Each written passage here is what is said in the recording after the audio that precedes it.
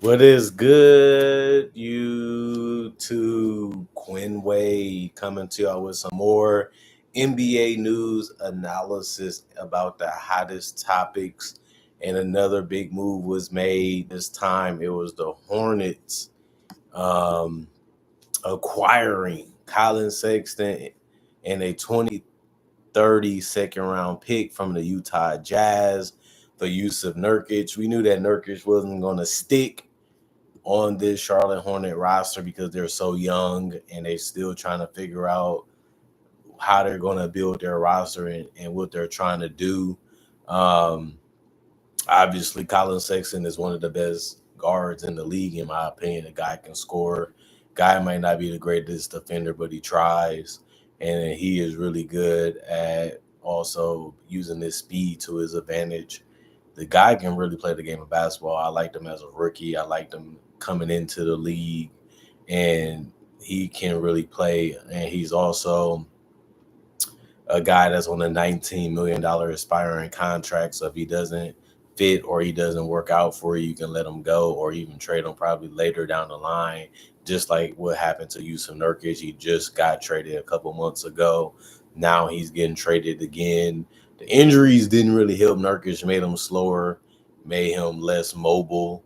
Obviously, he can shoot a three. He can set screens. He can do dribble handoffs, and he's not the greatest rebounder, not the greatest post player, but he's a solid big, and he's going to be hopefully a solid backup big for the Jazz. And I don't think they're going to keep him that long, but he's there for now. They're still trying to figure out what they're going to be doing. They just drafted Walter Clayton Jr. They just drafted Ace Bailey, guys that can help them on a perimeter at the wing and guard position. And that's something that they needed and something that they have now. And they have an unselfish point guard, Isaiah Collier, who likes to set guys up.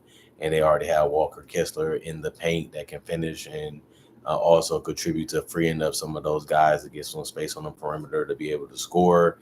And then they have the floor spacer in Laurie Marketing too, who makes a lot of this stuff gel and work a lot easier because if your big can shoot and rebound a little bit, you're not going to be complaining too much in the modern game because that's what you want. Um, the Hornets could use Sexton as a replacement for Trey Mann, who is a restricted free agent. Obviously, Collin Sexton is the better player at that guard position, and he also can shoot the basketball. He also can score, and he also is a fierce competitor that you have to like. Nurkic is also on an aspiring contract worth $19 million after he was acquired by the Hornets. I'd rather have Sexton and Nurkic because obviously the Hornets don't really need Nurkic, and they never really need him in the first place, but they did get rid of Mark Williams also. But Nurkic isn't really a guy you want to be starting at this point in his career at that center position. So it does make sense that they move off that as quick as they could and get a player that can actually help them. LaMelo Ball has to do so much heavy lifting offensively for this team, especially because Brandon Miller got injured, and that didn't really help. And now they got a guy that can put the ball in the basket on or off the ball. So I think that does make sense for them to go in that direction with Collin Sexton. And like I said, I don't really think the Jazz desperately needs a center. And obviously, especially for $19 million, which they have to pay Jusuf Nurkic. But if you can absorb that contract and get off a guy that you really don't want or need right now, can't really blame them for trying to do that. Second round pick from the Hornets to the Jazz is the more favorable between the Los Angeles Clippers and the Jazz. Um, that's something that makes sense for them. Obviously, you want as many assets as you can get, and that makes a lot of sense. But giving up a second round pick ain't the worst thing either, especially when you get a guy that can possibly help you change your fortunes a little bit, which is what the Hornets is trying to do. And of course, the Jazz with Danny Ainge being the GM, he's making these moves for those reasons too. Let me try to get an asset and not get too far down with the talent that we have because they actually have a lot of good talent too. The problem with the Utah Jazz is because they're in the Western Conference, which is really, really tough and brutal to make the playoffs. Even if you have a good team, you're still not going to be good enough to probably even make the play-in tournament because it's just that tough and just that deep and just that talented in the Western Conference. Some quick things, some quick hitters. The Pelicans did decline the $3 million option on Alfred Payton. They've been playing around with him. 1 minute they want him, 1 minute they don't. 1 minute they want him, 1 minute they don't. They still have Jose Alvarado at that point guard position, who has really shown that he fits what they're trying to do. And he can do a lot of things more than Alfred Payton. He's more steady and more smart with a high IQ, with a little bit of defense in him. While Alvarado is very quick and fast and also can hit a three and get to the basket, so he can do a little bit more. But Alfred Payton is more of a passer, and I feel like Jose Alvarado is more of a scorer. The Sixers also declined option on Lonnie Walker. They gave him the contract, and they ended up declining him because they're in a situation where Eric Gordon is also going to be a free agent because he chose to decline his option. Daryl Morey did go on the record to say that he want to let some of those veterans go and go in a little bit of a different direction, even though Lonnie Walker isn't that old and he can put the ball in the basket from time to time. They still just drafted VJ Edgecombe, and they still have Jared McCain coming back from his injury. So they already have a log jam at those guard positions. Plus, they still thinking about bringing back Quentin Grimes, who probably was the best of all of them. But they still have other guards they just figured out that they wanted to keep too. So they have a lot of things they have to do with that roster, and obviously Daryl Morey going to be one of the more active GMs because that's what he has to do to show that he wants the job and he's committed to winning in Philadelphia. And even though they had a terrible season that they didn't really expect to have, now they have a lot of talent and they should be able to win more games than they did last year. And with the NBA Eastern Conference being weaker because of Tyrese Halliburton, Jason Tatum, and obviously Damian Lillard all being injured, it gives them a better chance of making the playoffs and being able to make a run to the conference finals. But they still got to go against teams like the New York Knicks that can make it a little troubling, and obviously the Cleveland Cavaliers. The Warriors choose to exercise a $1.96 million option on Quentin Post. He's not making that much money, but he is developing. He is really becoming a good center in this league. Not the greatest rebounder, not the greatest shot protector at the rim, but he can't hit a mid-range. He can't hit a three. Decent screen setter, great floor spacer, and he can also do some dribble handoffs too. He got the basics figured out. Now he just has to be better with the physicality, and he has to be better with consistency, which shouldn't be that big of a problem because if you want to be great, it usually comes with the territory. Celtics also exercised a $2.27 million option on J.D. Davison. Not a ton of money, but he is not a bad player. Plus, they're going to need more guys to help out since they're going to be losing more guys because they're trying to get under the apron. They got under the second apron. Now they're going to try to get under the first one. So contracts like this is what we need, where we have guys that we like. We know that they can play, and they still feel that need of being able to handle the ball and score from the perimeter while not getting in the way of what we're trying to do as a team and as an organization, which is shoot threes and also have some guys that can get to the basket too, or the free throw line. Nets also declined the $8.25 million qualifying offer to Zaire Williams. He will be able to sign with somebody else. Didn't think he was that great, but he also wasn't bad. He's a guy that has to figure out what his game and his role is going to be in the NBA as he continues to try to find a way to stick in the NBA. But the Nets looking at it like we could have kept you. We can get you if you want to. We got cap space, but they decided to go in a different direction for right now. The Nets also chose to decline the qualifying offer to Day'Ron Sharpe. They're going to let him hit free agency, and we'll see what happens with that. Like I said, Eric Gordon also chose to decline a $3.4 million option that he had with the Sixers. So he will become a free agent, even though a lot of teams want him and a lot of teams are going to try to pick him up for cheap.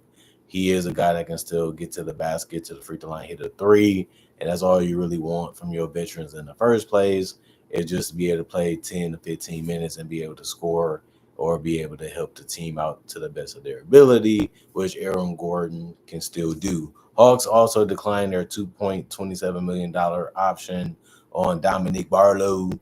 That happened very quickly, and I don't really blame him. He's not the greatest player, but he's also a player that they want to upgrade from. Probably we'll see if they're able to do that, since there's a lot of good players on the board right now when it comes to free agent. When it comes to role players, also Knicks also pick up the $1.9 million optional Ariel Hakaporti, I think his name is. If I butchered it, my bad. I apologize. But you know, you got to keep them cheap contracts with guys that you like on the roster when you're already basically capped out because of your starting lineup, and the Knicks are. Wizards also choose to waive Anthony Gill. Magic also declined the options on Mal Wagner.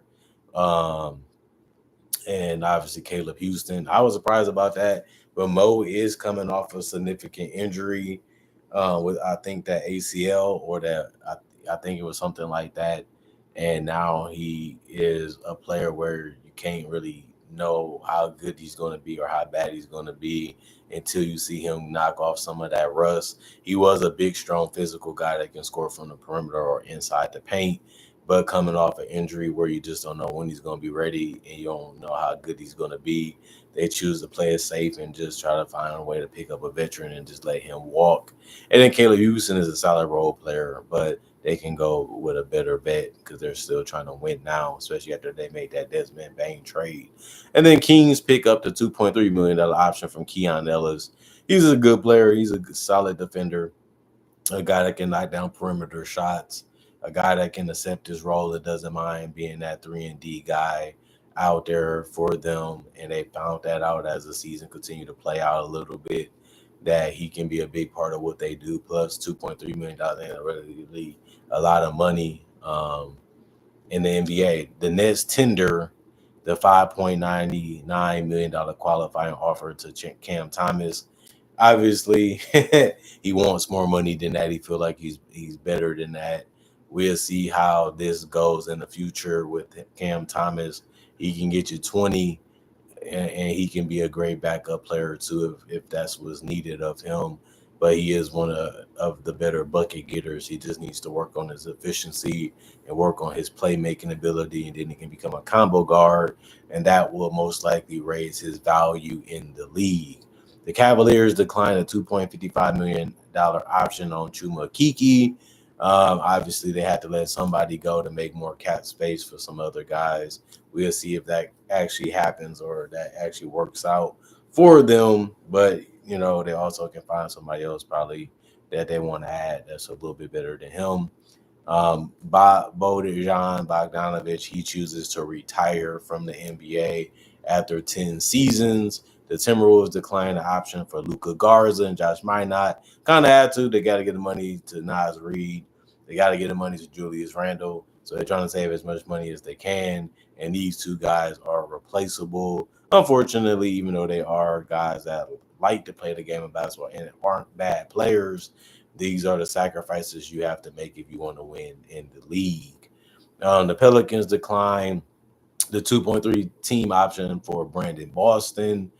That's not a real surprise, as they're really trying to build an entirely different roster that they feel can win in the Western Conference. So he was one of the guys that had to get cut for that reason, which isn't really something that I'm really surprised about, if I'm going to be honest. Some guys are just good or okay.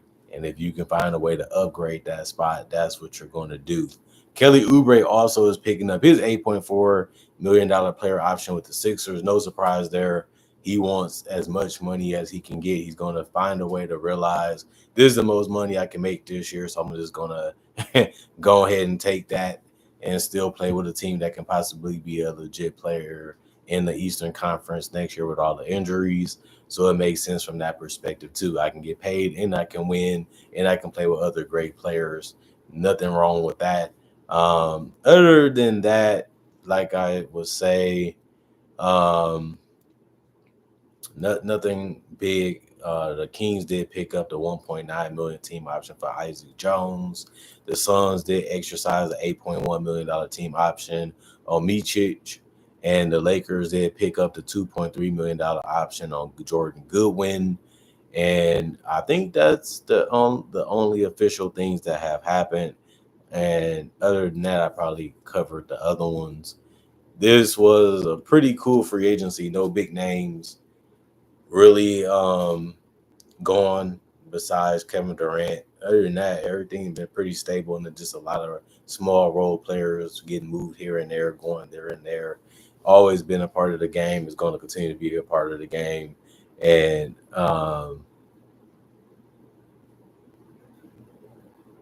yeah, there's a lot of ball dominant players, but the game has become that way. Everybody can dribble, everybody can shoot, everybody can put the ball on the floor and get to the basket.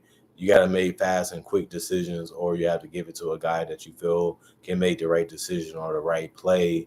That's all you can really hope for. That's all you can really try to set up. That's all you can really put out there if you want to be able to attack the defenses that teams are playing. So it does make sense for you to look at it that way, Tony Stark. But at the same time, you do have to put the most versatility out there as you can to increase your chances of being able to put the ball in the basket. Other than that, thanks for watching. Thanks for coming to the channel. Thanks for supporting the channel. Thank y'all for appreciating the content for what it is. All I can tell y'all now is to comment, like, subscribe, share, and hit the notification bell for more analysis. And if you're new to the channel, I do conversation videos just like this and various NBA only topics. I also do breakdowns with real footage of legends, current legends, rookies, and also future stars. I also do mock draft and draft coverage too. So if you love that type of stuff and you can't get enough of NBA basketball, this is a channel for you. Plus, I got over 3,000 videos already on my channel that already proves that and shows that. Plus, I upload NBA basketball videos each and every day that I'm living on Earth. So it always gives you something to look forward to, always give you something to watch. And that's something that y'all should be happy about if y'all love the game of basketball as much as me and so many other people around the world. Other than that, hope you guys enjoyed watching the video. Thank y'all for making time for me and caring about what I have to say. And there's a 50-50 reason why the channel is still around, because I make videos y'all want to watch and y'all love watching them and I love making them. And that's the reason why the channel been around for 10 plus years and has been so successful. And this is a pioneer channel for basketball only content. And I love making that type of stuff. And this channel is really about it. And you guys know that because we look at majority of the videos on the channel, they're all about this sport. And it shows you how much I love and enjoy watching it and letting y'all know how I feel about what's going on. Other than that, I got more season previews, got tributes, got breakdowns. I also got summer league analysis ready and so much more stuff to give y'all in the future. So make sure y'all do subscribe and hit the notification bell so y'all can get it right away and as fast as y'all can. And I just love the people that can't watch right away, but they still find time to catch up to it later. That's still love and that's still support. And thank y'all for supporting me in the past or now or even in the future. And I love y'all for that. And y'all the reason why I still do this, because y'all always giving me hope. Y'all always giving me blessings. And all I can tell y'all is to stay blessed up. See you guys hopefully later today or tomorrow. Other than that, thanks for watching. I'm good. Y'all stay good. Y'all stay blessed up. Peace out. And other than that, go home for now. See y'all later, hopefully.